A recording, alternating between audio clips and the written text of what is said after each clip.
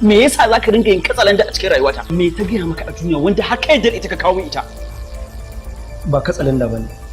Kawai da ina kokarin dinki abin da ya barke na rayuwarka. Ta yaya za ka dinki barka bayan ka zo min da fasika?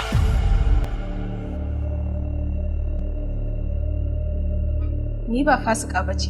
Gafara nan. Idan ke ba fasika bace, me yasa ke kai kanki ana fasikanci da ke? Wallahi ƙarya yake maka.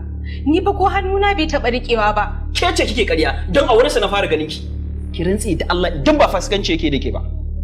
Na kusa yi ba don Allah ya kawo ka ba. Na yi duk iya abin da zan iya yi.